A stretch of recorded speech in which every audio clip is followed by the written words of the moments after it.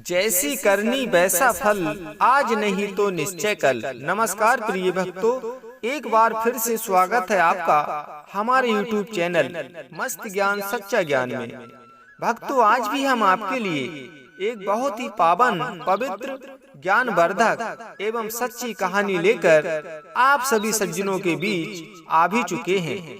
मित्रों, आज की कहानी माँ दुर्गे के पावन नवरात्रों के चलते तैयार की गई है। इसलिए ये कहानी माता रानी के सभी भक्तों के लिए भी खास होने वाली है, क्योंकि इस कथा के माध्यम से माँ भगवती के वे भक्त जो माता रानी के व्रत और पूजन पूरी श्रद्धा और लगन से करते हैं, वे सब ये जान सकेंगे कि माता रानी के व्रत करने से माँ कितनी खुश हो जाती हैं कि वे अपने भक्तों के पापों को दूर करके इस जन्म की हर एक मनोकामना तो पूरी करती ही हैं, अपितु वे अपने भक्त का अगले जन्म में भी उद्धार करती हैं। कैसे करती हैं, ये जानने के लिए सुनाते हैं आपको एक पावन कथा। प्रिय भक्तों, प्राचीन काल में मनोहर गांव में एक पीठत नाम का ब्राह्मण रहा करता था। वह माता दुर्गा का बहुत ही बड़ा भक्त था। उसकी एक पुत्री भी थी जिसका नाम सुमिति था, जो संपूर्ण गुणों से युक्त थी। वह धीरे धीरे अब चंद्रमा की भांति बड़ी हो चुकी थी। ब्राह्मण रोज सुबह माता रानी की पूजा करता था, तो सुमिति भी अपने पिता के साथ रोज पूजा और आरती में सम्मिलित होती थी। एक सुबह सुमिति अपनी सहेलियों के साथ खेल में लग गई और पूजा में सम्मिलित न हो सकी। उसके पिता को उसकी ये लापरवाही बुरी लगी और उन्हें बहुत गुस्सा आया।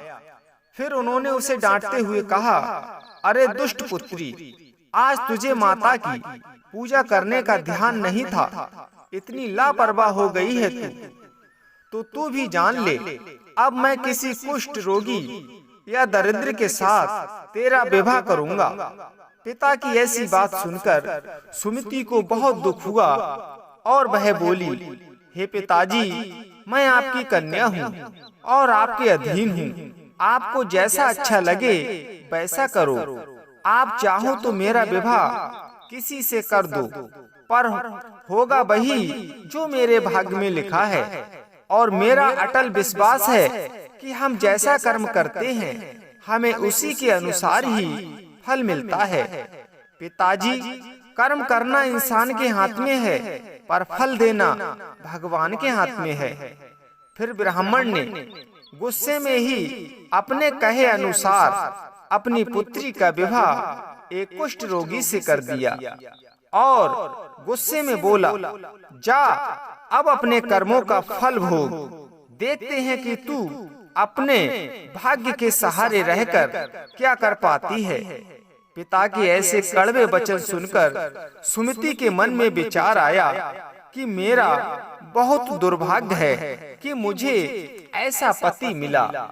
इस तरह अपने दुखों को सोचती हुई वह कन्या अपने पति के साथ जंगल में चली गई और उसने उस जंगल में कई दिन और रात भयानक कष्टों का सामना किया।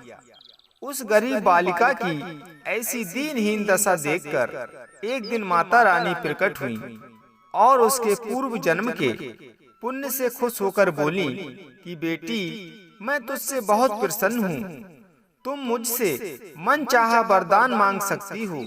सुमति बोली, हे देवी, तुम कौन हो? माँ भगवती बोली, बेटी, मैं ही माँ भगवती और सरस्वती हूँ। मैं अपने व्रतों से खुश होकर अपने भक्तों के दुख दर्द दूर करके उन्हें सुख प्रदान करती हूँ, और मैं तुम पर पूर्व जन्म के पुण्य के प्रभाव से अति प्रसन्न हूँ। बेटी, तू पिछले जन्म में एक भील की सुयोग्य और गुणवान पत्नी थी। एक दिन तेरे पति निषाद ने चोरी की और तुम दोनों को सिपाहियों ने पकड़ लिया था और कारागार में बंद कर दिया था। उन लोगों ने तुम दोनों पति पत्नी को भोजन पानी भी नहीं दिया था। इस तरह उस समय नवरात्रि चल रहे थे और तुम दोनों मेरे पूरे नवरात्रि निराहार रहे और तुम्हारा व्रत पूरा हो गया था। इसलिए बेटी, उन दिनों के व्रतों से प्रसन्न होकर तुम्हें व्रतों के फल के रूप में मैं आज तुम्हें मन वांछित फल देती हूँ।